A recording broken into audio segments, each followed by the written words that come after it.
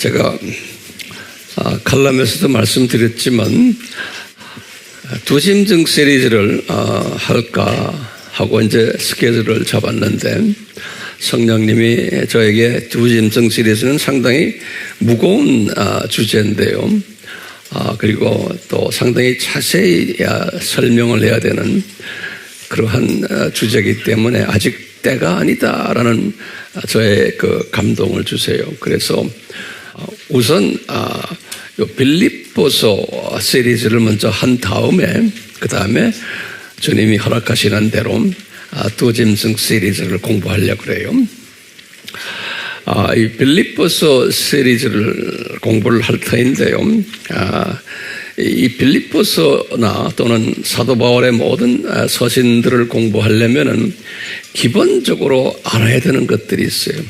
이게 뭘까요? 이제 사도 바울의 출생부터 죽을 때까지의 그 라이프 스토리를 우리가 알아야 돼요. 뭐 다 알고 계시겠지만 우리 분들은 그와 같이 또 뭐가 필요하냐면 지도를 꼭 아셔야 돼요. 그러니까 이 지도와 이 타임 테이블을 모르면은 우리 바울의 편지들을 소화할 수가 없어요. 그래서 우리가 많이 이 공부를 했어요. 그렇죠? 제가 칠판에다가 간단하게 지도와 이 타임 테이블을 아주 간단하게 그리려고 그래요. 그럴 때 여러분들도 노트에다가 빨리 간단하게 이거 하는 연습을 하셔야 돼요. 저는 지금까지 수천 번을 이 지도와 이 테이블을 그린 사람이에요. 전 세계를 다니면서. 그래서 나도 지겨워요, 이제. 그렇지만 또 해야 돼요. 여러분들 주님을 위해서. 자, 그럼 제가 지도를 그릴 텐데 한번 간단하게 그리는 방법을 줄게요. 이쪽에다가 지도 그리면 어떻게 그려야 돼요? 이게 북아프리카예요. 이렇게 해서 이렇게 하는 거예요. 이렇게 빨리 그려보세요. 됐어요? 이스라엘이 어디예요? 이렇게 하면 이스라엘이에요. 여기가 이스라엘이에요. 그렇죠? 여기 이제 이렇게 광야 사해. 이스라엘 안디옥이 어디예요? 안디옥이 여기죠? 여기가 이제 안디옥이요. 예루살렘이 어디예요? 여기죠? 여기 예루살렘. 거의 이해만 적어 놓으세요. 이렇게만 우선 그려놔요. 됐죠? 간단하죠? 그 다음에 이제 이것만 이렇게 놔두군요. 그 다음에 이제 이쪽으로 와서 여기가 흑해예요, 흑해. 이렇게. 그러면 여기가 어딘지 알죠? 여기가 오늘날 터키예요, 터키.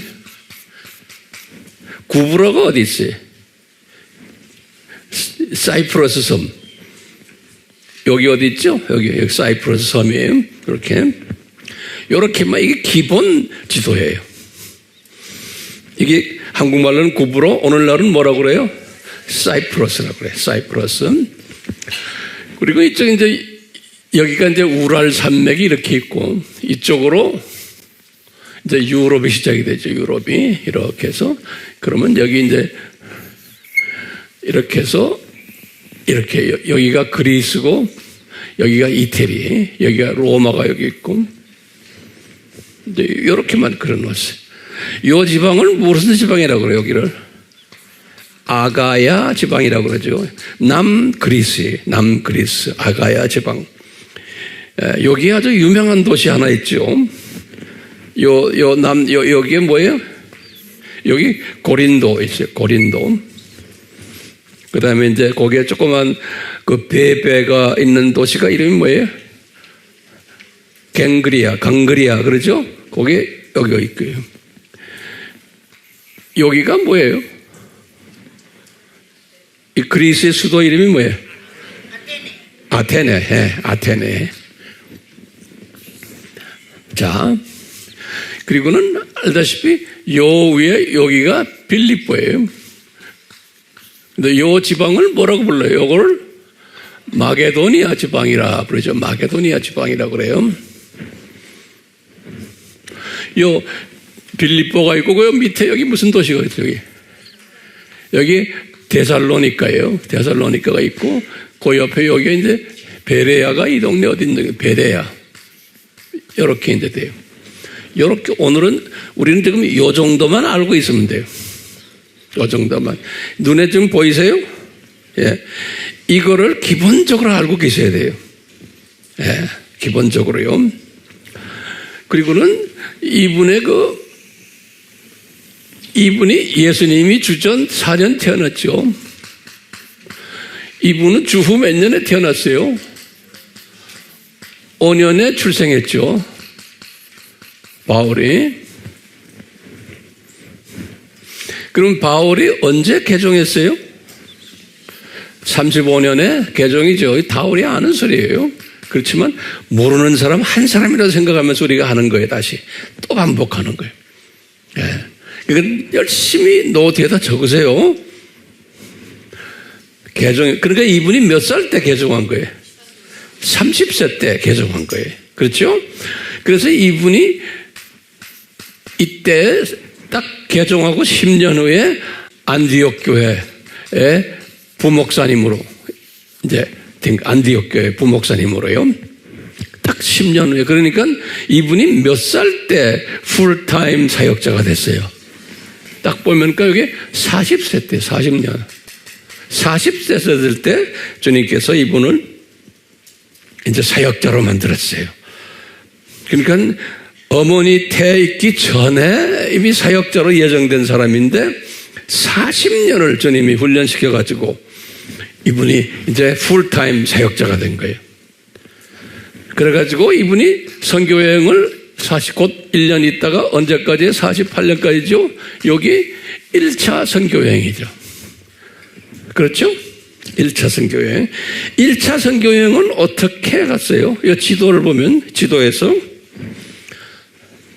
여기 빨간 색깔이 없으면 이 안디옥에서부터 이렇게 해서 이분이 구브로에 갔다가 이렇게 해서 여기 갈라디아 정도 올라갔다가 이렇게 갔다가 다시 이 동네로 내려와서 이렇게 돌아온 거예요. 이렇게 갔다가 이렇게 온 것이 1차 선교여행이에요. 그러니까 노트에다가도 이렇게 하고 하세요. 예. 그러니까 이 그림을 딱 그리고 있어야 돼요. 예. 1차 선교. 거기 몇 년부터 몇 년이에요? 여기 지금 나오죠? 46년에서 48년에. 그리고 이분이 안디옥으로 다시 돌아와가지고, 여기 안디옥으로 다시 돌아와가지고, 2년 있다가, 여기 지금 50년에서 52년에 2차 선교여행을 간 거예요. 2차 선교여행. 예. 그래서 이분이 2차 선교, 이제 오늘 설교의 이제 시작이 여기서부터예요. 자, 2차 선교여행이에요. 2차 선교여행은 이분이 이 구브로를 가지 않고 이분은 1차 때에 다녔던 이곳을 재방문했어요. 하면서 이제 디모데를 거기에서 픽업해가지고 디모데가 이 동네 출신이거든요. 그래서 이제 이분을 데리고 여기 쭉 간 거예요. 여기 지금 터키 집을 쭉 가서 이쪽 동네가 여기가 어디에 아시아라고 그러죠? 소아시아 그래. 지금도 아시아. 요 아시아 지방. 여기 가서 교회를 7개가 한 8개를 지었어요. 에베소부터 시작을 해서. 교회를, 7교회 플러스 라오디오게, 그 다음에 골로새 교회까지. 그래서 이제 우리 아시아 7교회 그러죠? 거기에 플러스 골로새까지 집어넣으면 8교회. 이렇게 교회 개척을 다 기가 막힌 거, 이 넓은 길을요. 한 다음에 이제 이분이 자기 이제 팀들하고 같이 그 팀들이 누굴까요? 같이 간 분들이 한번 우리가 거기다 하나하나 좀 정리해 봅시다. 처음에 바울, 그 다음에 사도행전을 쓰신 분이 누구예요? 누가죠? 그러니까 누가도 같이 간 거예요. 그렇죠? 또 누굴까요? 디모데죠? 디모데. 또 누굴까요? 에바보라리다는 아니에요. 나를 혼돈시키지 마세요. 다시 봐요. 하나하나 이거 정확하게 아셔야 돼. 처음엔 누구예요? 바울, 그 다음에 저자된 누가, 그 다음에 디모데. 그 다음에 누굴까요? 실라. 그렇죠? 실라요. 그 다음에 중요한 분이 누구냐면 디도예요. 디도. 지금 이분들은 생각이 뭐냐면 이분들은 아시아 사람들이니까 여기부터 유럽 아닙니까? 다시 왔던 곳을 돌아서 이 흑해 북쪽에 있는 여기 본도까지 다시 이렇게 쭉 가려고 생각하고 그 팀들하고 의논해서 이제 그렇게 여행 스케줄을 짜서 있는데 이분들이 여기서 이거 끝나고는 요 드로아라고 해서 여기 영어는 트로아스 그래요.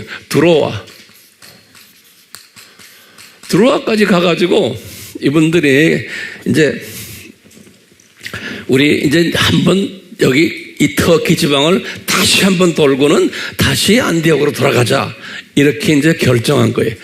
예.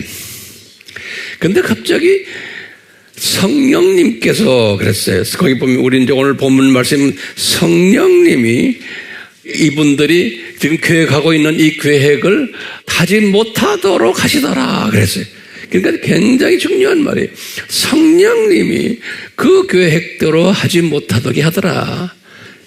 그 다음에 또 뭐라고 또 말하냐면 그러다가 이제 예수의 영이 그랬어요. 그러니까 예수님의 Spirit of Jesus. 예수님의 Spirit, 다 성령님이죠.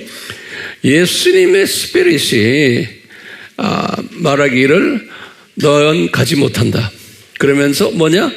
너희들 계획을 그건 아니고 내가 딴 데로 인도하겠다. 그러시면서 마게도니아 환상을 쫙 보여준 이야기죠. 우리 그래서 그 유명한 영어로는 그래 마세도니안 비전 그래요.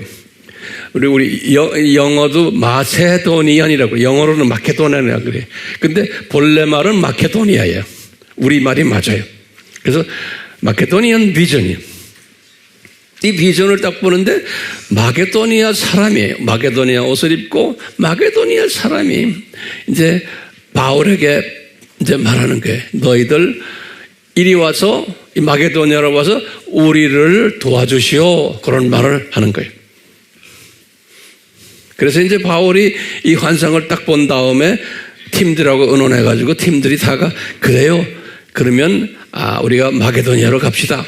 처음 유럽으로 건너갑시다. 그런 소리나 마찬가지죠. 그렇죠? 이건 아시아 사람들인데 유럽에 가는 게 그렇게 만만찮아요. 근데 이제 여기서 이제 배를 타고서 이 거리가 바닷길로 약 한 180km라 이렇게 나와요. 한 180km의 바닷길이에요. 그 먼 길이죠. 예.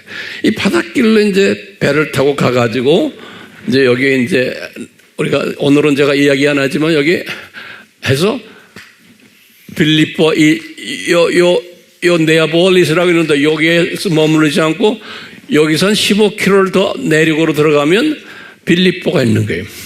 그래서 빌립보로 갔다 그런 거예요. 근데 이제 우리가 앞으로 빌립보서를 심도 있게 공부할 텐데요. 우리 질문이 있어요. 왜 네아폴리스 여기에 머무르지 않고 빌립보로 갔냐 이거예요. 그렇죠? 그 다음에 중요한 것은 요 마게도니아 지방의 수도는 데살로니카예요. 데살로니카. 그런데 데살로니카로 가지 않고 왜 빌립보로 갔느냐? 이게 이제 우리의 질문 중에 아주 굉장히 중요한 질문이에요. 그것은 이제 다음에 이제 언제 기회 있을 때 제가 계속 할 거예요. 자, 이렇게 지금 이 지도를 보면서 배경을 보세요. 그래서 이분이 지금 어디를 간 거예요? 지금 빌립보에 도착한 거예요. 빌립보에. 그게 주후 몇 년일까요? 주후 51년 정도 됐을 것 같아. 주후 50년은 언제? 안디옥에서 떠난 때.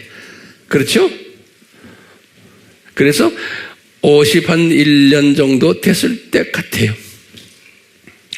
그래서 이제 이분이 빌립보에 도착을 했는데, 우리 다 아는 소리지만 잘 들으세요. 그리고 이거 정돈하셔야 돼요.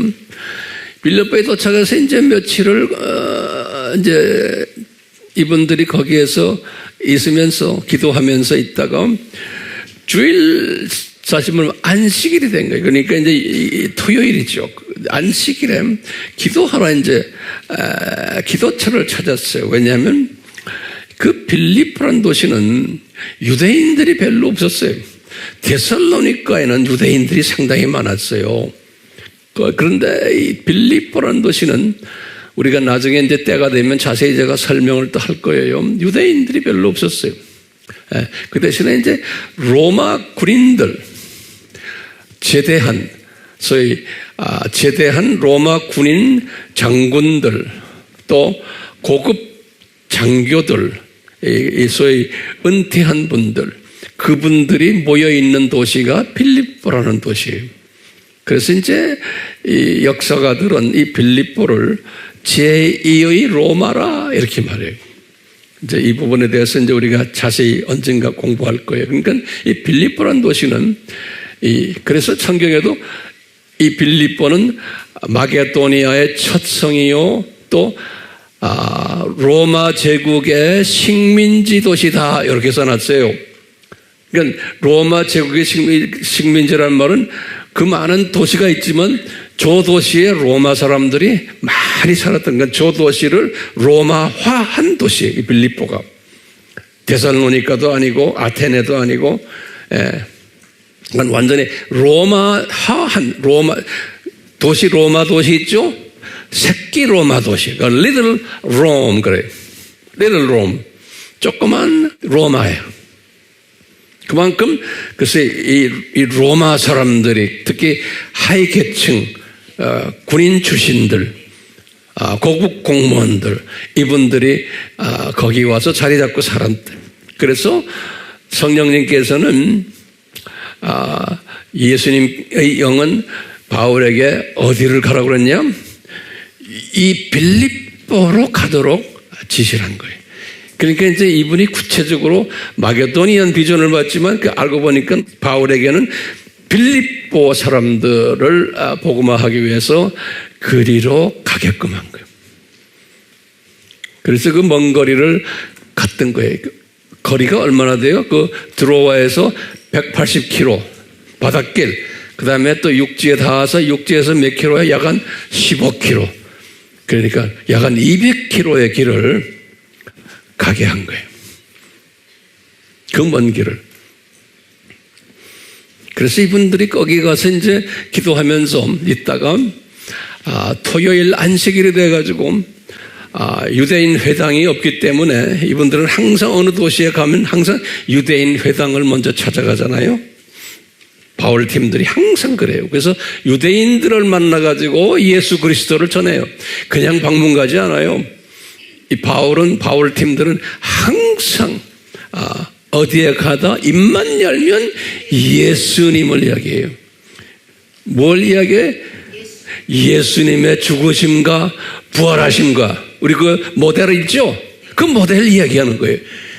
그러니까 우리도 마찬가지예요. 저도 마찬가지예요. 어디 가든지 예수님의 죽으심과 그분의 신성 인성과 죽으심과 부활과 그 다음에 전하라 영광, 그것을 항상 이야기해 줘야 되는 거예요. 그래서 우리 교회는 찬송할 때마다 이 마지막 찬송이 뭐예요? 우리는 항상 전하라 이야기하네.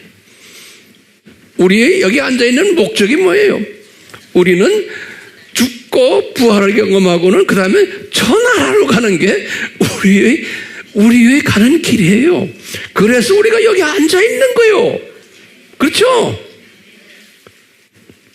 그러니까 교회가 이 모델을 가르쳐주지 않고 이 나라에서 잘 살고 잘 먹고 하는 것만 가르쳐주다가 나중에 가서 죽을 때 가면 응급실에 가서 전하라 그때 찾으니까 이게 it's too late. 내가 영어로 말하면 too late. 교인들을 그렇게 소위 바보로 만들어 놓는 거예요. 전하라 이야기하는 데는 가기 싫어해. 이 나라에서 어떻게 하면 더 잘까? 그걸 좋아해. 그러니까 답답지사인 거예요. 답답지사죠. 제가 볼 땐 그런 거예요. 그래서 나는 주님이 저에게 보내주신 주님의 자녀들에게는 이거 하면 안 된다. 전하라를 알려줘야 된다. 근데 무조건 전하라만 이야기하면 안 되잖아요. 이 예수님의 모델 뭐예요? 그분의 정체성과 죽음과 부활과 이것을 가르쳐줘야 되는 거예요. 그 다음에 전하라요. 자, 여기 보세요. 이제 바울이 빌립보에 가가지고 누구를 만날지도 모르지만 그분은 항상 회당에 찾아가서 유대인들에게 예수님에 대한 예수님의 모델을 항상 이야기해 줬거든요. 딴 이야기 안 해요. 네. 그러니까 우리도 바울을 닮아가려면 24시간 입만 열면 이 이야기를 해야 돼. 이 이야기를. 아멘이요? 자, 근데 오늘은요, 이분이 거기 이제 알다시피 유대인들은 그 요세푸스라는 책에 보면요, 이런 게 있어요. 유대인들이 항상 안식일 되면은 회당에 가서 이제 예배를 드리는데 회당이 없는 도시에서는 강이나 또는 바닷가에 가서 예배를 드려라 하는 게 있어요. 요세푸스의 역사학자의 그 글에 보면은 그분의 그 책 중에 고대기라는 책에 보면 그런 게 써 있어요. 그 보면 회당이 없은 데는 강이나 또 어디에요? 바다에 가서 예배를 드려라. 안식일 날에. 거기에 의해서 이제 바울 팀들도 강에 갔던 거예요. 거기에 그 유명한 강 이름이요, 간기데스 그래요. 간기데스. 영어로는 GANGITES.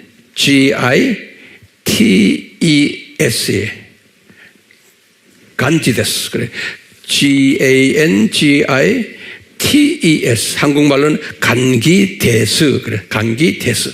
그 간기데스 강에 가가지고 이제 예배 드리려고 갔는데 딱 거기 보니까 유대인 여자들이 한 무리가 있는 거예요.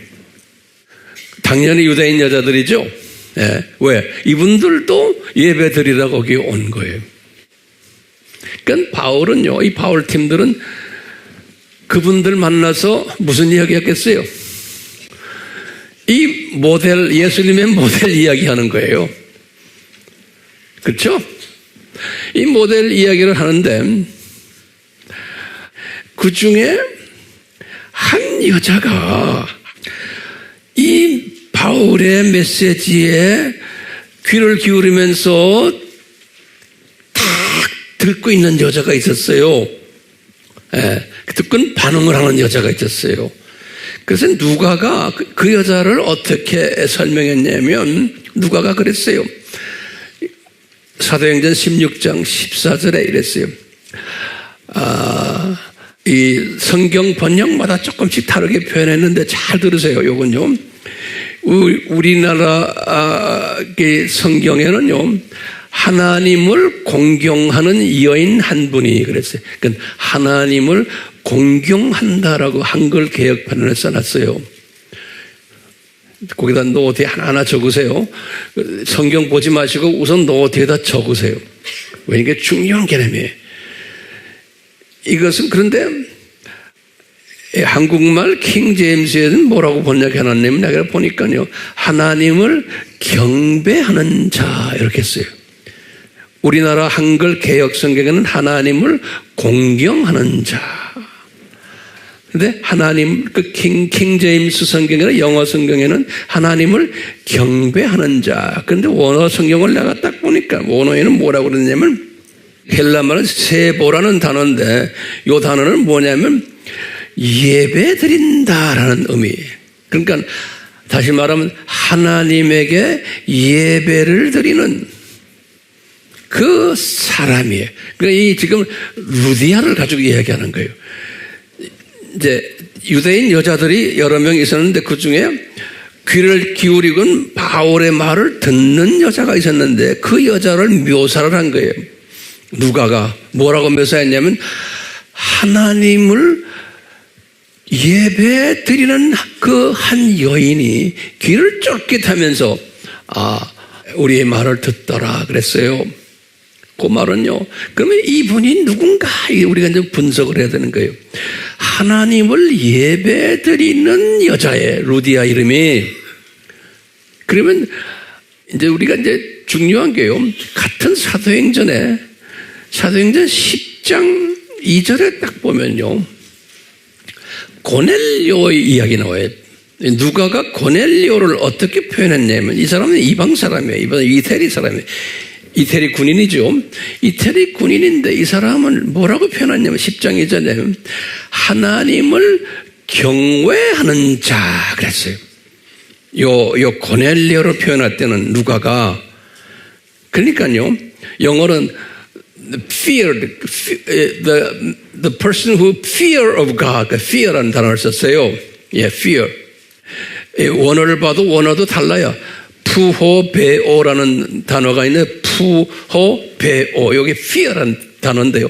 이런 단어를 썼어요. 그러니까 고넬료를 묘사할 때는 하나님을 경외하는 자다 이렇게 표현했어요. 그러면 우리 이 신학자들은 어떻게 이야기하냐면요. 하나님을 경외하는 이방인들을 우리는 어떻게 생각하냐면 이방인인데 유대교로 개종한 사람을 부를 때 이 단어를 써요. 다시 내가 반복해요. 이방인인데 유대교로 개종한 사람을 부를 때 이 개종자들을 부를 때 하나님을 경외하는 자다 이렇게 말하는 거예요. 그러니까 고넬료는 이방인으로서 유대교를 믿는 사람이에요. 고넬료는 됐어요? 자, 그러면 그거 같은 의미로 써요. 지금 보면 그럼 우리가 지금 중요한 게요. 이 루디아라는 이 여자는 이 고넬료처럼 하나님을 경외하는 자라고 표현하지 않았어요. 이 루디아는 뭐라고 표현했어요? 하나님을 예배하는 자 또는 공경하는 자. 그러니까 이 루디아는 개종자가 아니라고 보는 거예요. 개종자가 아니고 뭐예요? 유대인이에요. 유대인인데 디아스포라 유대인이에요. 두아디라에서 태어나서 거기에 살고 있는 유대인이에요. 다시 말하면 여기서 굉장히 중요한 게 이 루디아가 누구냐? 그러면 이제 첫 번째는 뭐냐? 우리 생각은 뭐예요? 디아스포라 유대인이다. 이렇게 알고 계셔야 되는 거예요. 그런데 어떤 또 학자들은 아니다. 고넬료처럼 하나님을 경외하는 표현이 있으니까 그분은 이방인인데 개종한 이방인이다. 유대교로 이렇게 보는 사람들이었어요. 여기에서 굉장한 차이가 있어요. 나중에 이제 제가 때가 되면 또 설명을 할 거예요. 그래서 이 분류를 하는 것 우리 다 할 줄 알아야 돼요. 제가 한번 다시 물어볼게요. 이 루디아는 이방인이요, 유대인이요? 유대인으로 우리는 봐야 되는 거예요. 알겠죠? 예.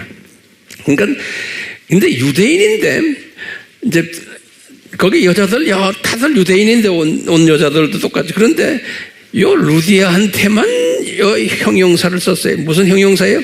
하나님을 예배하는 여인 그랬어요. 그러니까 이제 누가의 시각에서 본 거예요. 누가가 딱 보니까 이 여자는 보통 내기가 아니구나. 요 여자는 저 다른 여자하고 다르구나. 요 여자는 정말 열심분자구나 라고 우리가 한번 재해석을 할 수 있어요. 그러니까 누가의 시각에서 그렇게 본 거예요. 보통 여자가 아니구나. 열심분자구나. 그러니까 진리를 알려고 그냥 목을 끄집어내서 들으려고 하는 그런 분이구나. 제가 이렇게 보니까 우리 아미교회 여자들하고 똑같구나 라는 생각을 해봤어요. 아멘이요? 예, 여러분들이 루디아 같아. 자, 그런 의미에서 오늘 상당히 깊은 이야기를 루디아에 관한 이야기를 우리 나누려고 그래요. 준비됐어요? 자, 그러면요. 모든 우리 루디아 이 사람은 누군가 한번 거기다 적어보세요. 루디아는 누군가? 이제 사도행전 16장 14절에 루디아라는 이름이 나와요. 루디아는 누군가? 그러면 첫 번째 아시아 지방, 저 지도에서 아시아 지방에 두아디라 교회가 있죠. 그 두아디라 출신이다 이렇게 알고 있어요. 그렇게 성경에 써 있어요. 근데 이 두아디라 출신인데 지금 이 빌립보까지 온 거예요. 이 두아디라 출신인데 여기까지. 예. 자, 두 번째는 이 여자는 디아스포라 유대인이다 이렇게 우리가 이제 알고 있습니다. 디아스포라 그러니까 해외에서 태어난 유대인이다. 세 번째는 이 여자는 자주색 옷감을 파는 장사하는 비즈니스 여자다. 이 자주색 그 성경에는 퍼플 자주색 옷감을 파는 여자다 그랬어요. 그렇게 딱 성경에 적어놨어요. 왜냐하면 자주색이란 건 굉장히 중요한 거예요. 이 로마의 왕들 또 귀족들, 장군들 그분들의 그 유니폼 또 그 사모님들의 옷들이 다 이 자주색 옷감을 가지고서 그분들의 옷을 입는 거예요. 그렇기 때문에 지금 우리 그것이 로마 카톨릭이나 정교회나 가면 그 사제들이 입는 옷이 있잖아요. 이 자주색 옷이 이렇게 고급을 이야기하는, 고위층을 이야기하는. 그러니까 이 고위층 상대로 옷 장사를 하시는 분이다. 이렇게 이제 아시면 돼요. 네 번째로는 이분은 고위층 상대로 장사를 하는 분이기 때문에 고위층들과 많은 이 상류층들과 교제하는 사람이 이 여자분이 그 발이 넓은 사람이 인맥이 대단한 여자분이 유대인 비즈니스우먼인데 이 로마 군인들, 장군들, 그 사모님들과 아주 가까운 사이에 있네. 특히 이 빌립보라는 요도시가 로마 고위층들이 사는 도시. 그렇기 때문에 여기까지 와서 지금 장사를 하는 사람. 예. 그러다 보면 이분이 그러면 거기 보면 거기에 방문자로 온 것이 아니고 이 루디아가 보니까 자기 집이 있고 집도 꽤 큰 집에 있어요. 이분이 바울을 만나가지고 예수님을 이제 만나서 이분이 물 세례받고 또 그 가족들도 물 세례받고 이분이 세례받자마자 우리 집에 가서 유하십시오. 이제는 당신들 딴 데 주무시지 마시고 해서 초청까지 했던 여자분이에요. 예. 그건 자기 집이 상당히 컸던 모양이에요. 그건 제가 보기엔 두아디에라에는 공장이 있고 제 생각이에요. 네. 이 물감 들이고 뭐 하려면 공장이 대단하게 컸을 거예요. 네. 두아디라에는 그런 공장이 있고 이 빌립보는 아마 지사 정도 될 것 같아. 그러니까 이 여자분이 빌립보 지사장 같지 않나 보여. 그때 이분 거기에 그러니까 고위층들과 교제하면서 장사를 했던 분이에요. 이제 이런 여자분이에요. 그러다가 지금 예수님을 만난 여자예요. 근데 이 누가가 이 여자를 어떻게 표현했냐면요. 16장 14절에 이렇게 표현했어요. 여러 여자들 중에서 바울이 예수님에 대해서 외칠 때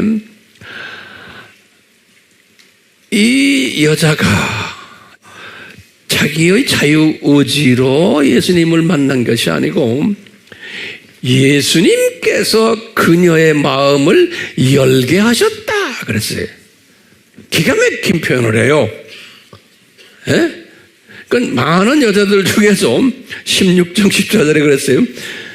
예수님께서 이 여자의 마음을 열게 하셨다 그런 거예요. 기가 막힌 말이에요. 그러니까 이 여자가 똑똑해서도 아니고 운이 좋아서도 아니고 이것은 예수님이 그 여자의 마음을 감동 줘가지고 예수님을 구세주로 영접하게 디자인되어 있는 것을 우리가 알 수가 있어요. 그래야 안 그래요? 요 말 하나가요. 누가는 이렇게 따라다니면서 보면서 그걸 그대로 기록한 거예요. 성령님의 인도에 의해서. 그러니까 유대인들이 많지만 거기서 유대인 여자들 중에 있지만 그중에 요 루디아 한 여자만 예수님을 영접한 거예요. 그러니까 이게 기가 막힌 우리 신학적인 뜻이 숨겨져 있어요. 왜요? 우리 그리스도의 신비가 뭐예요? 창세전에 유대인들은 눈이 감기게 돼 있는 거예요. 그렇죠? 그런데 소수가 눈을 뜨게 돼 있는 거 알죠? 이 그리스도의 신비에 의해서 그 눈을 뜨는 유대인, 대표적인 그 눈을 뜨는 유대인 적은 숫자예요. 그러니까 그 당시에 우리말로 하면 메시아닉 유대인이에요. 바울 당시에. 그러다 보니까 바울 당시에 메시아닉 유대인들이 누가 12제자들? 그렇죠? 예루살렘에 있는 또 교인들, 또 바울 팀들, 이분들이 그 당시의 메시아닉 유대인이에요. 근데 그 숫자는 소수예요. 전체 유대인을 가지고 이야기한다면 아주 소수가 눈을 뜬 거예요. 예수님에 대해서. 그렇게 해야 되죠.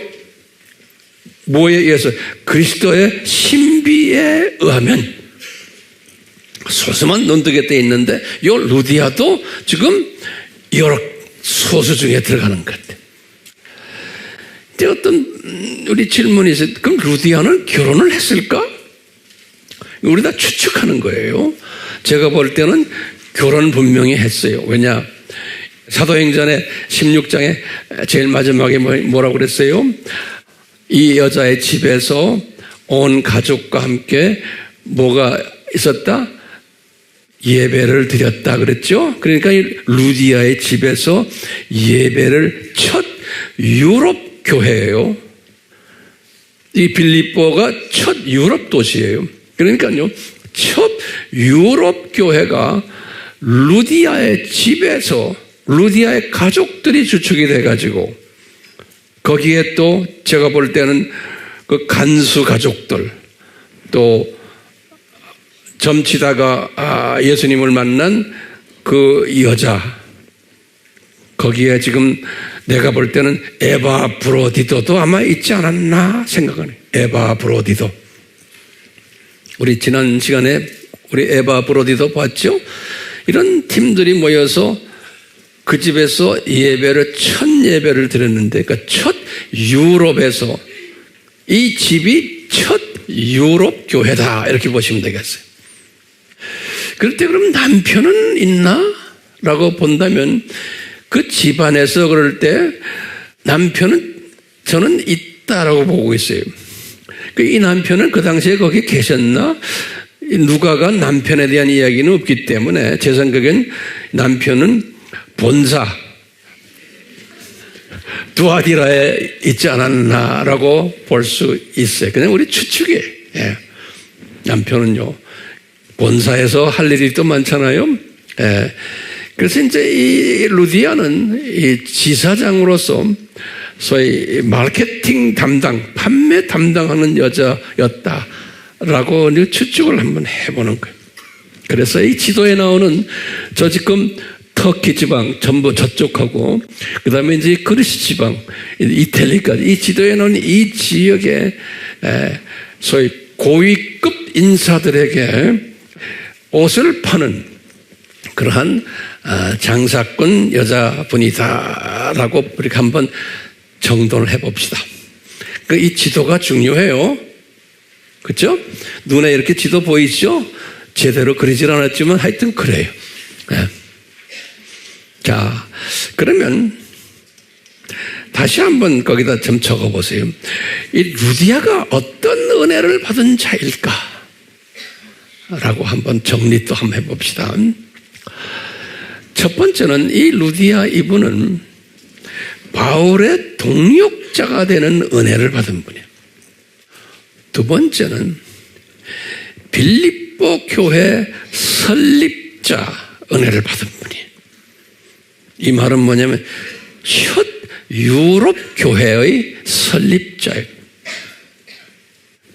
또 또 세 번째는 이분은 물질과 기도로 아시아 선교에 동참했던 분이.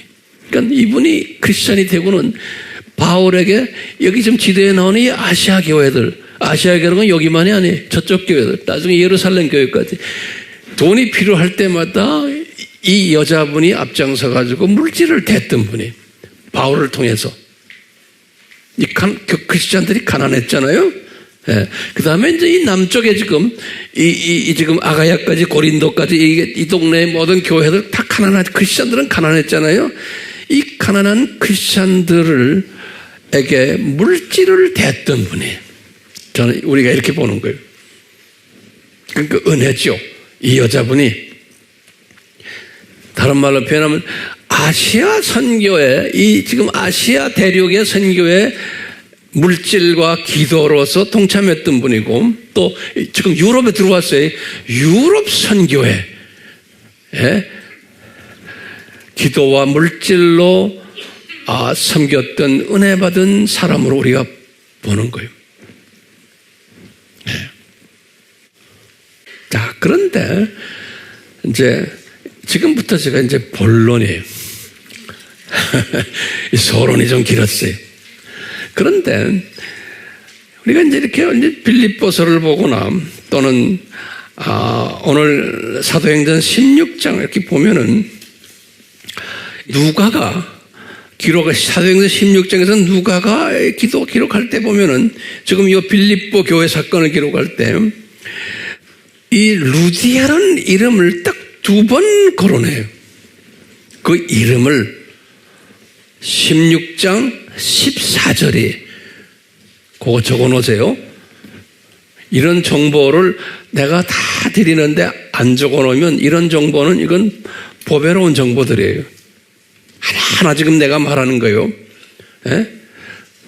어디에 16장 14절에 루디아라는 이름이 영어로는 리디아 그래요. 근데 루디아가 맞아요. 리디아는 LY인데 Y가 라틴 말로나 이태리 말로는 U라고 발음해요. 그래서 이제 구브로도 사이프러스 그러잖아요. 그 Y가 U로 발음해요. 그래서 구브로 그러는 거예요. 예. 자, 이 루디아라는 이름이 그 다음에 14절에 한번 나오고 40절에 한번 나와요. 그 집에서 예배를 드렸다는 거예요. 딱 2번밖에 안 나와요. 루디아라는 이름이. 그리고는 기가 막힌 게 누가는 나머지 사도행전에서는 한 번도 루디아라는 이름을 거론을 하질 않아요.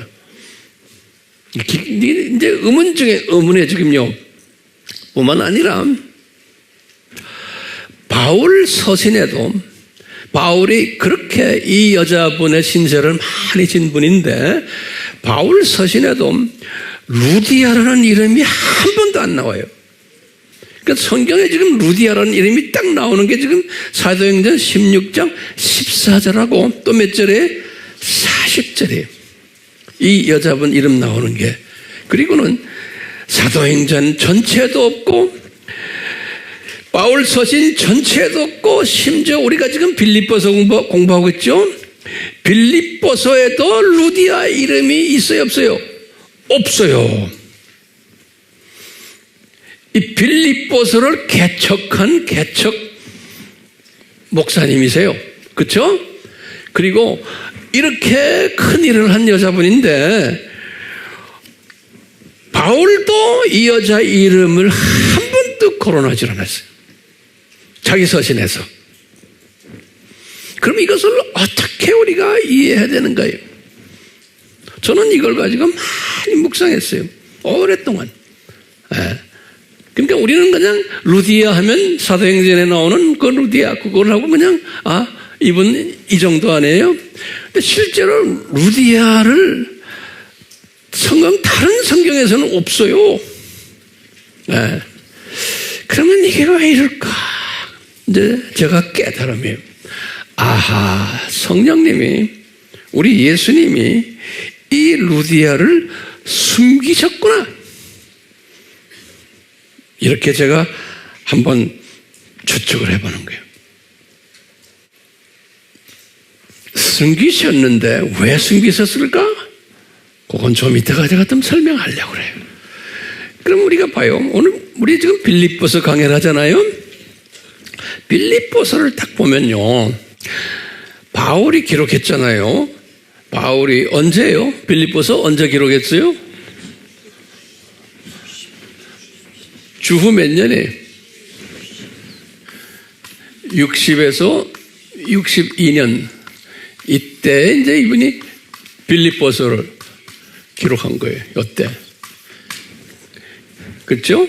그러니까 빌립보 교회가 이때 개척이 이때 됐죠? 52년에 만약에 개척이 됐다고 가정을 하면 이분이 62년에 이걸 썼다고 그러면 약간 10년 후에 바울이 지금 이 교회를 향해서 편지를 쓴 거예요. 자기가 10년 전에 개척한 그 교회를 향해서, 그러니까 그 교회가 지금 이때 존재하고 있죠? 바울이 지금 로마 감옥에 있을 때 존재하고 있는 그 교회에다 대고 편지를 쓰는 거예요. 빌립보서를 딱 보면요. 빌립보서에 나오는 수신자들 이름이 나와요. 빌립보서 1장 1절에 수신자들 이름들이 나오는데 뭐라고 하냐면 모든 성도들이요 이렇게 쓰고요. 그 다음에 감독들이요, 그 다음에 집사들이요 이런 말을 써요. 근데 보면 요 지금 성도들이요, 감독들이요, 집사들이요, 그래서 여기에 루디아 이름이 있어요 없어요? 루디아 이름이 없어요. 이 빌립보서에도 루디아 이름 안 나와요. 그러면서 이 빌립보서에 보면은 형제들이요 이런 단어를 3번을 썼어요. 1장 12절에 3장 13절에 3장 17절에 바울이 형제들이요 그러니까 이 모든 성도들, 감독들, 집사들 다 남자들이면 틀림없어요. 그래서 그 사람들을 그냥 말해서 형제들이요 그러는 거예요. 그 다음에 2장 12절에는 또 뭐라고 그랬냐면 나의 사랑하는 자들아 그랬어요. 이 남자들 보고 이야기하는 거예요. 이 지도자들 보고요. 4장 1절에 보면 그랬어요. 참으로 내가 사랑하고 사모하는 형제들아 그랬어요. 4장 1절에 이런 표현들을 보면은 바울이 빌립보 교인들에게 지금 거기에 교인들, 집사들, 감독들, 그 다음에 모든 성도들에게 할 때 이렇게 그 수신자들 쭉 이름이 나오면서 편지 속에서도 남자들, 형제들이요 그랬어요. 그러니까 그 안에는 누가 빠진 것 같아요? 내가 볼 때는 루디아가 빠져버렸어. 루디아 이름이 안 나와요. 이름도 안 나오지만 루디아라는 여자에 관한 이야기가 없어요. 고작해 그 안에서 좀 서로가 말썽 부렸던 두 권사님들이 계셔. 유오디아와 순두계 서로 싸움하지 말아라 그런 여자 이름이 나오지만 어떤 사람은 이 두 여자 중에 하나가 루디아가 아닌가 이렇게 말하는 사람도 가끔 있더라고요. 네, 어느 여기에 대한 책을 읽어보니까 아니에요. 이분들은 4장 2절에 나오죠. 그러니까요, 이 빌립보서에는 누구 이름이 없어요? 루디아 이름이 없어요. 그러면은 또 우리 질문을 딱 던져요. 루디아가 그러면 죽었나? 이렇게도 우리 생각할 수 있죠. 네? 예컨대 이 교회를 개척을 하고는 여기다 좀 노트에 좀 적으세요. 요것도 우리가 여러분들 가르치면서 이게 다 필요하기 때문에 그래요. 여러분들 생각을 내가 이렇게 좀 자꾸 발전시키는 거예요. 왜 이름이 없나 이렇게 이 10년 후에 이게 여기다가 편지를 하는데 그 당시에 보니까 60년대 62년 이때 빌립보 교회에 편지를 쓰는 건데 루디아 이름이 없는 거예요. 그러면 이제 우리가 생각해 루디아 이분 죽었나? 개척하자마자 첫 번째 가능성이죠. 두 번째는 뭐냐면 이분이 빌립보에서 떠나가지고 고향 두아디아라로 가버렸나? 이렇게도 생각할 수 있죠. 그분 이름이 안 나오니까. 또 세 번째는 이분이 기독교를 포기하고 유대교로 다시 개종해버렸나? 온갖 추측이 나와요. 왜? 이분에 대한 안부 이야기가 없는 거예요. 이 루디아에 대한 안부 이야기가 없는 거예요. 근데 우리 추측은 뭐죠? 루디아를 성령님이 숨겨놓으셨다 이렇게 보는 거예요. 예. 바울에게도 성령님이 루디아는 거론하지 말아라. 누가에게도 마찬가지죠. 예. 제가 볼 때는 이 루디아는 우리 빌립보서 공부를 지난번에 했지만 이 예수님의 마음 그 모델 있죠? 그 모델을 바울이 이야기할 때 예수님의 모델인데 그것을 닮아서 그 모델대로 살던 분들이 누군지 아느냐? 그러면서 바울이 그랬지 나다 그러는 거예요. 그렇죠? 바울 자신이 내가 이 모델대로 살고 이 모델대로 지금 계속 내가 상을 위해서 따라가고 있다. 그런 말을 했죠? 2장 20절에서 30절에 바울이 나다. 그 다음에 이분이 나만이 아니고 디모데다. 2장 19절에서 24절이. 그 다음에 에바브로디도다. 2장 25절에서 30절에도 그랬어요. 바울이 빌립보서에서 지난 시간에 공부했죠. 그런데 여기 황 목사님 생각에는 이분보다도 더 이 예수님의 모델을 따라갔던 분이 누가? 내 생각에는 루디아예요. 예. 근데 루디아 이름은 바울이 거론을 하지 않은 거예요. 루디아 이름은. 왜? 직접적으로 죽은 사건, 부활 사건, 영광 사건에 해당되는 아주 귀한 자매가 있다면 루디아 같아요. 그런데 바울이 루디아를 거론하지 않았어요. 왜냐? 성령님께서 그 여자분은 숨겨놔라. 저는 그렇게 생각해요. 그 이유를 또 좀 이따 제가 설명해 드릴게요. 자, 그러면 이제 우리 질문이에요. 우리 질문이 뭐냐면 바울이 이 남자 이름들만 다 하고 빌립보서에 보면 전부 안부 전하는 것도 전부 남자들만 이야기했어요. 여자 두 분 유오디아와 순두개는 좀 못단지나는 여자로만 그냥 여자를 좀 비하하는 이런 식으로만 볼 수가 있어요. 다시 말하면 바울의 여성관이 이런가? 이렇게 한번 우리가 추측을 해보는 거예요. 지금부터 내 말 잘 들으세요. 우리 추측에다예요. 네? 바울의 여성관이 그러면 어떤가?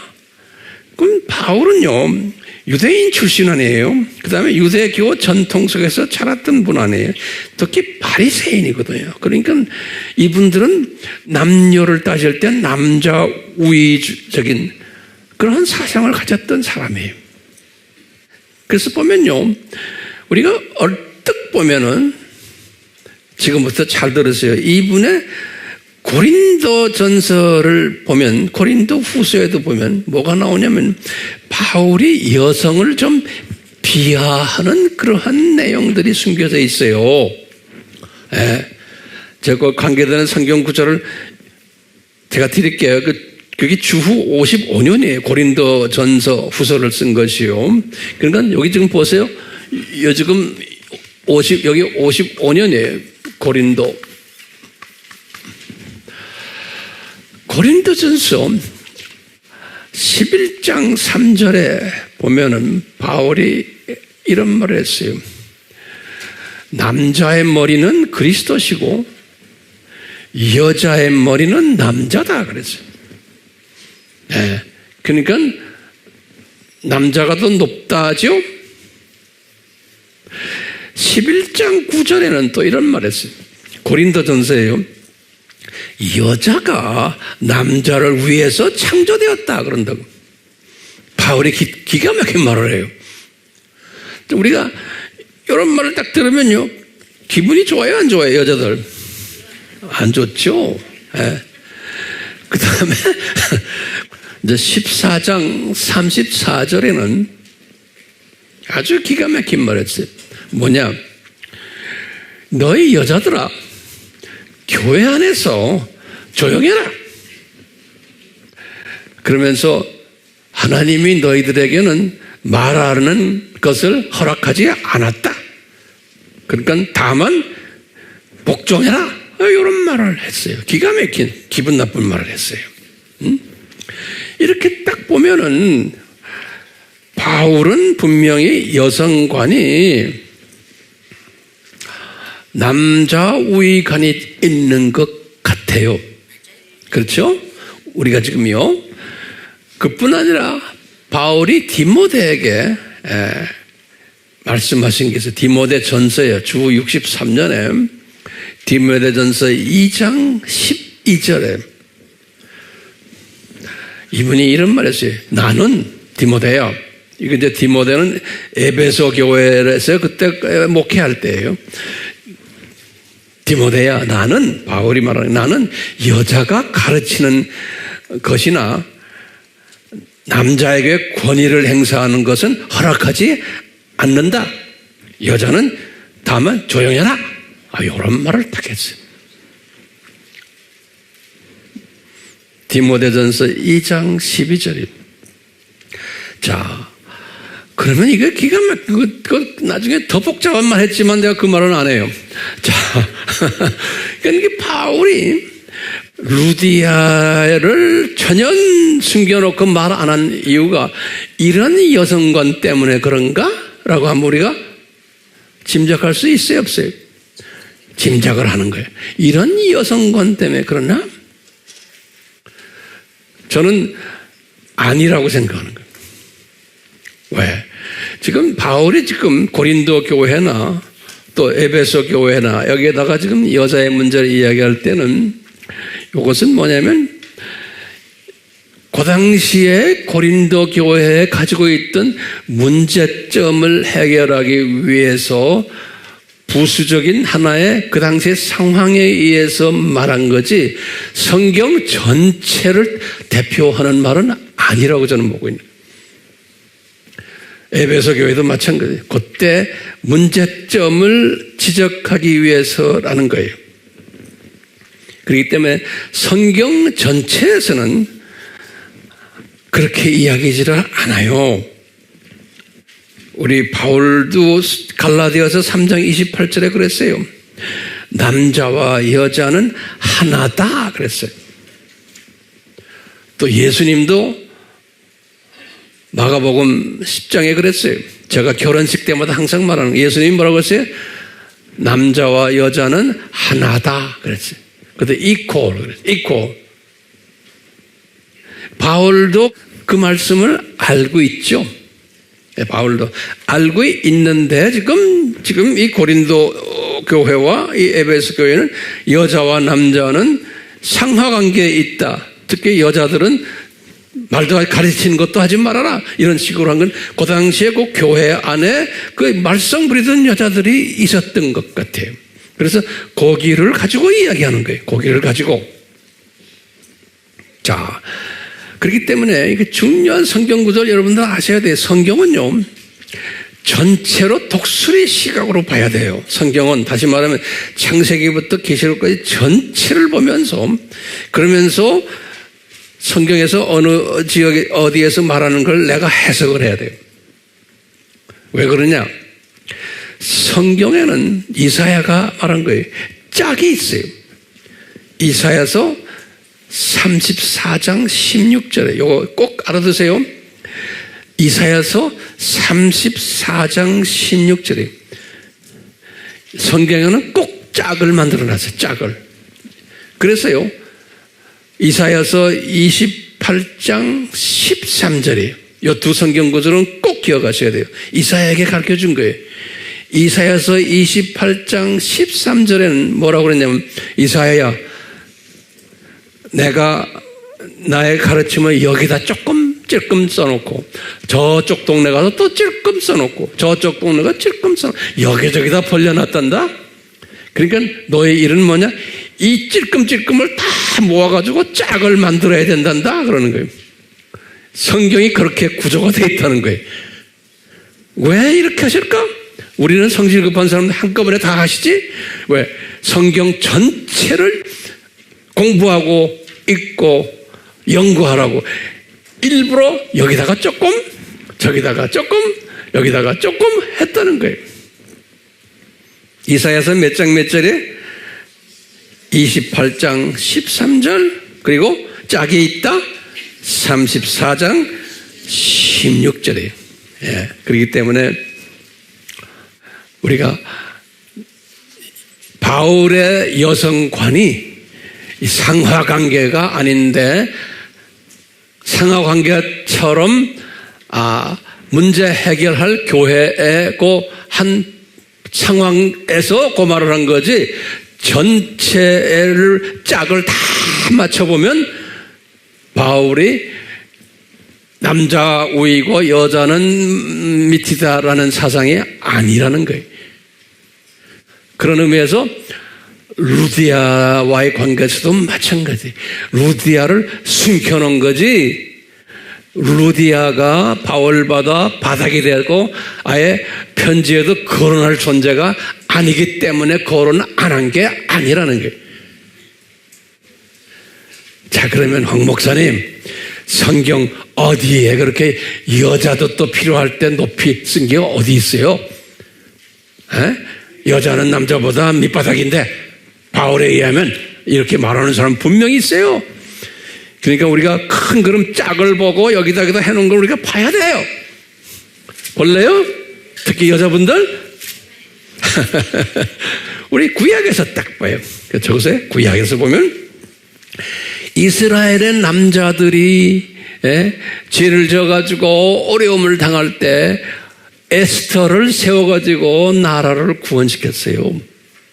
주전 450년에 여자를 세웠어요. 똑같아요. 주전 1200년 때 사사 때예요. 이스라엘이 남자들이 못나게 노니까 드보라를 세워가지고 나라를 구원했어요. 이 남자들이 못나게 노니까, 남자들이 못나게 놀 때마다 여자를 주님이 들어쓰세요. 큰 그림 속에서. 나중에 셀 모임할 때 더 많은 내용들 또 공부하세요. 신약에 와서도 똑같아요. 신약에 와서도 보면요, 예수님이 3년 공생을 하면서 남자들을 이렇게 데리고 다녔지만 항상 뒤에서 예수님의 뒷바라지 했던 분들은 다 여자분들이. 그렇죠? 여자분들이. 누구라고 거론할 필요도 없죠. 여러분들 다 알아요. 예수님이 십자가 달렸을 때 가까이 가서 예수님을 위로했던 분들도 다 여자분들이. 그 덩치 큰 12제자들 다 도망갔어요. 요한만 빼놓고. 베드로도 저 멀리서 폰만 재고 있고. 그게 남자들이. 그러니까 남자들의 이 약한 부분을 잘 정돈해주는 분들이 여자분들이. 이 성경에 의하면 짝이 있다 그랬죠? 여기저기 다 정보가 있다 그랬죠? 그걸 우리가 쫙 보면 그래. 뿐만 아니라 예수님이 3년 공생회 하실 때 항상 모이는 장소가 필요했잖아요. 그럴 때마다 누구네 집에서 모였어요? 마리아, 마가의 어머니 마리아 집에서 항상 모였어요. 그러니까 여자가 자기 집을 내놓은 거예요. 남자가 그런 맹꽁이 하나도 없었어. 죄송합니다. 맹꽁이라고 그래서. 보면 성경에서 보여주죠. 여자가 통이 턱 큰 거예요. 그때 예수님은 인기 없었던 분이에요. 그뿐입니까?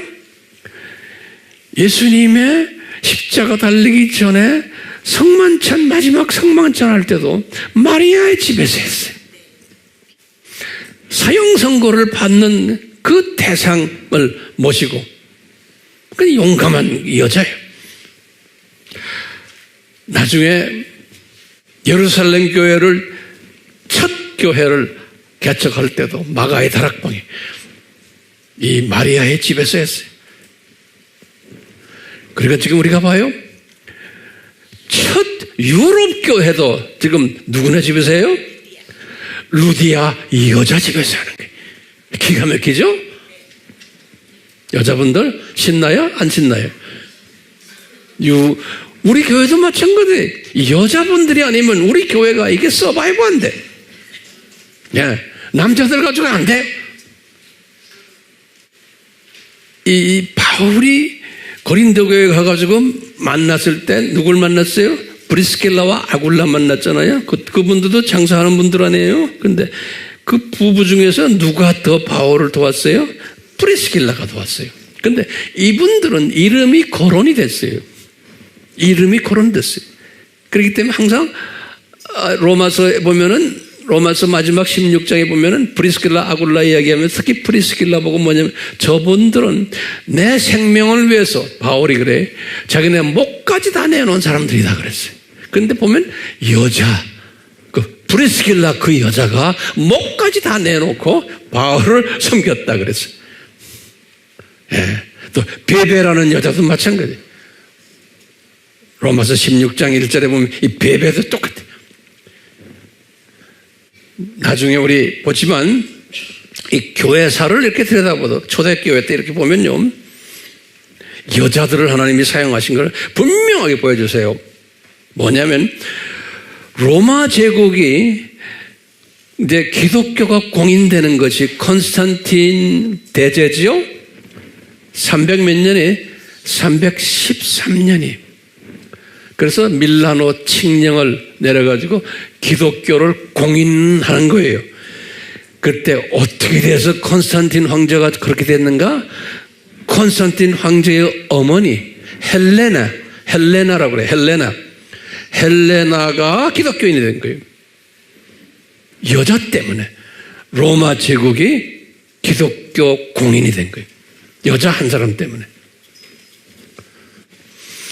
그 다음에요, 러시아 정교회도 딱 보면 똑같아요. 러시아 정교회가 988년에 기독교가 화됐는데요. 러시아 정교회가 됐어요. 거기 보면요, 955년에 오늘 우크라이나예요. 우크라이나의 수도가 키예브죠. 키예브. 네, 우크라이나가 그렇게 중요한 나라예요. 그 키예브 왕, 다시 말하면 우크라이나의 왕 이름이 이고르라고 그래요. 이고르. 러시아 사람들 중에 이고르라는 이름이 많아요.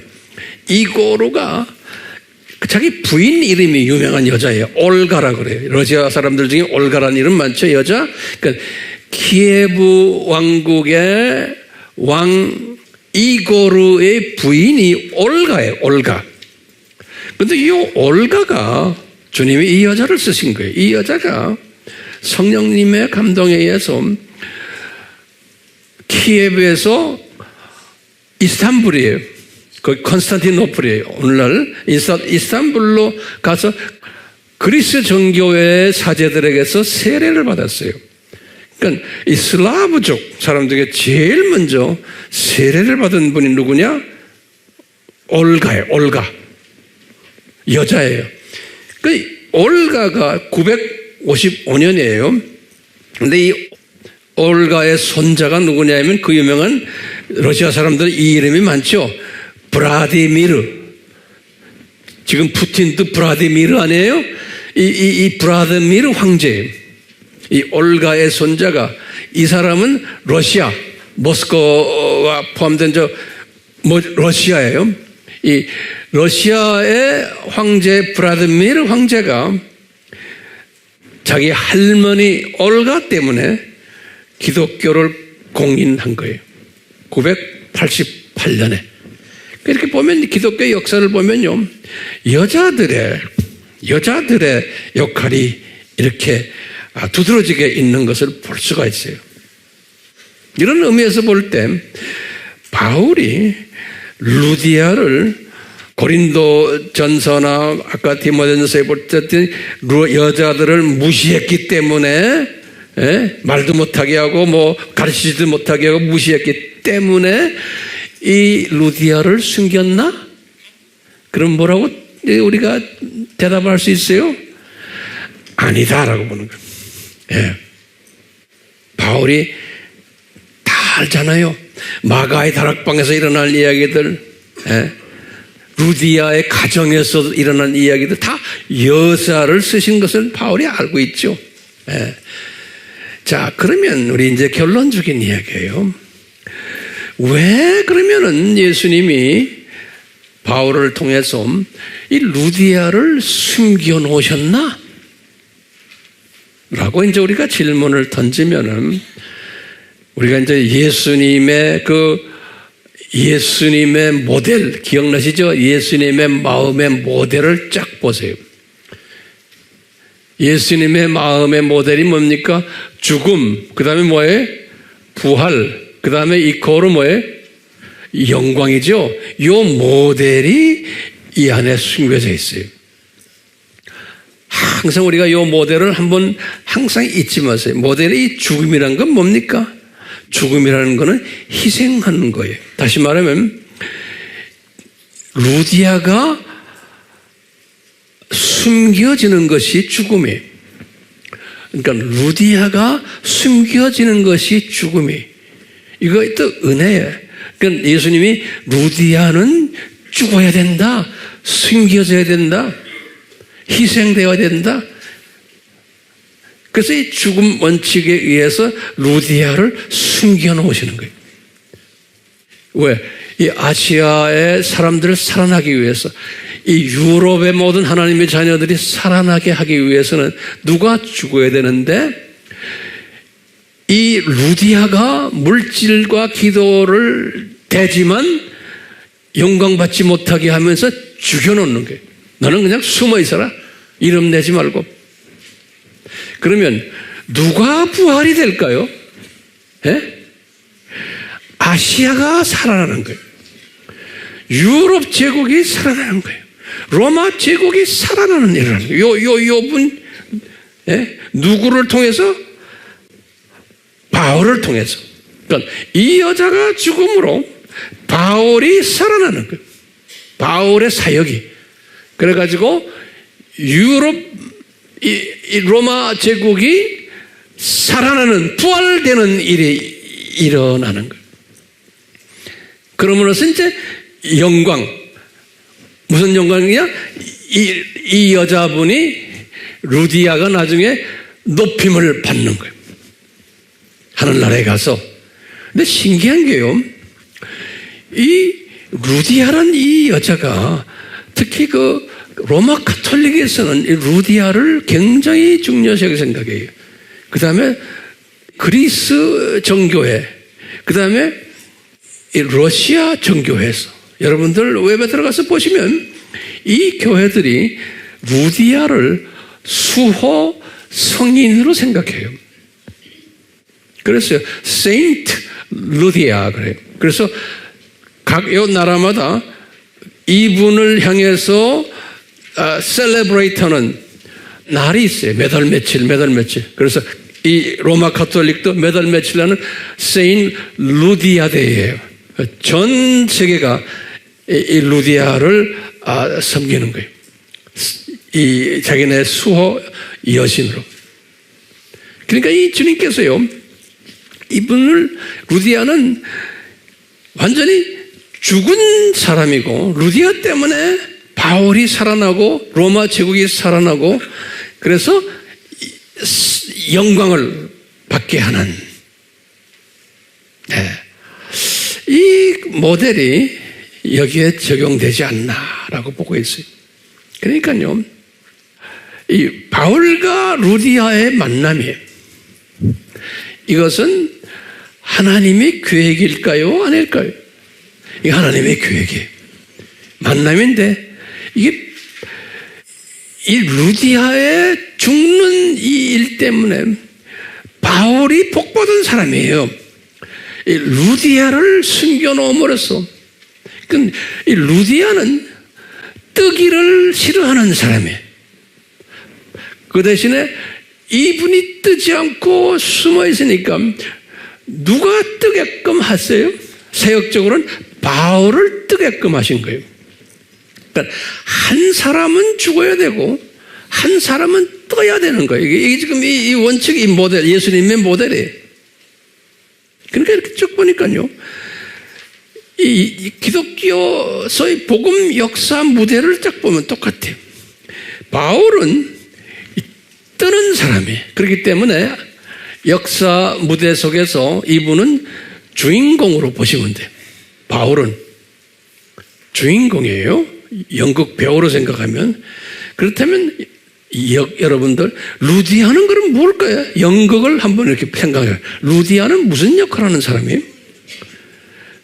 연출가예요? 연출가는 이름이 프로그램에 나와요. 연출가가 누구다? 그렇죠? 그러니까 아니에요. 그러면 조연들이요? 조연들도 다 프로그램에 나와요. 뭐 카메라맨들, 조명하는 사람, 그 사람들도 이름이 다 나와요. 아나운서 안 해요. 이 연극 무대에서. 주연은 누구요? 주연은 바울이에요. 그런데 그러면 루디아는 이 연극 무대에서 누굴까? 한번 저에게 좀 좋은 아이디어를 주세요. 프로그램에 안 나와, 이름이. 그런데 굉장히 중요한 역할을 하는 사람이에요. 그러니까 제가 가면 보니까 아하, 무명 후원자구나, 이렇게 노트에 좀 적어놓으세요. 안 적는 사람, 이 중요한 단어들이 무명 후원자예요. 그러니까 프로그램에 이름이 안 나와. 근데 이 무명 후원자가 이 모든 들어가는 비용들 이거 다 대하는 사람이에요. 근데 이름은 안 나오는 거예요. 이런 사람. 그러니까 죽은 사람이에요. 루디아는 죽은 사람이에요. 그렇죠? 근데 내가 이렇게 보니까 그러면 산 바울은 누굴까? 이 사람은 지금 우리 교회를 지금 보면은 여기 서 있는 황 목사는 부활 받는 사람이에요. 무대에 주연급으로 뛰는 사람이에요. 그러면 지금 무명 후원자들은 누굴까? 여러분들이에요. 우리 AMI 팀들이에요. 이렇게 제가 설교하는 것도 유튜브에 내 얼굴이 나오지 여러분들 얼굴 안 나오잖아요. 예? 우리 장로님들 기도할 때 장로님들 얼굴은 나오지만, 그렇지만 잠깐 나왔다 그분들은 다 꺼지잖아요. 그러니까 뭔가 이 시스템이 이 여러분들이 루디아야. 뒤에 숨어서. 그렇기 때문에 우리가 이제 1번 선교를 해도 내가 앞에 딱 나타나지, 이 숨은 루디아들은 뒤에 깔려 있잖아요. 그래야 1번 사람들이 살아나는 거예요. 예, 이 원칙이에요. 누구는 나타나야 되고 누구는 뒤에서 숨어야 되는, 그럴 때 영광이 나타나는 거예요. 그러니까 우리가 볼 때 이 바울과 루디아의 만남, 이거는 복된 만남이죠. 이 만남이 굉장히 중요한 거예요. 예, 성경에 보면 많은 사람들, 성서에서 나오는 사람들을 보면 앞에 나타난 사람들 이름만 있지, 루디아 같은 사람들은 성경에 이름도 없는 게 굉장히 많아요. 그렇지만 나중에 이제 저 나라에 올라가면 다 알게 되는 거예요. 그렇기 때문에 우리가 이런 상상을 해. 그럼 루디아가 언제까지 살았을까? 내 생각에는 이 로마 제국 복음화를 위해서 또 바울을 여기에 사용받는 주님의 종으로 만들기 위해서는 루디아가 옆에 꼭 필요한 거예요. 그러니까 바울 순교 때까지도 같이 있었던 것 같아요. 절절절 따라다니면서. 예? 그 바울 먼저 순교시키시고 나중에 뒷적 나누라고 계속해서 아마 계셨지 않았나라고 한번 추측을 해보는 거예요. 그렇죠? 예, 그러니까 여러분들과 저와의 만남도 이게 복받은 만남이고, 여러분들의 삶 속에서도 이런 이 모델이 그대로 다 적용되기를 다시 한번 우리가 여러분들 이런 지혜를 가지시고 이 모델이 이제 앞으로 우리가 계속 이 모델을 다시 한번 공부할 거예요. 하지만 오늘은 이 바울과 루디아의 만남 모델 속에서 이 숨겨진 이것을 말씀 속에서 이렇게 발견하게 돼요. 아멘. 기도합시다.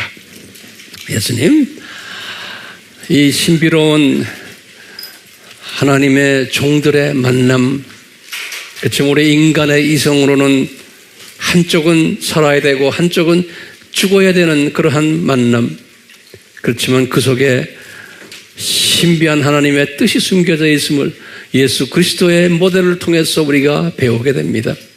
주여, 우리의 삶 속에서도 이 모델이 적용되게 하시고 우리의 사역 속에서도 이 모델이 적용되도록 지혜를 내려 주시옵소서. 예수님의 이름으로 기도드리옵나이다. 아멘.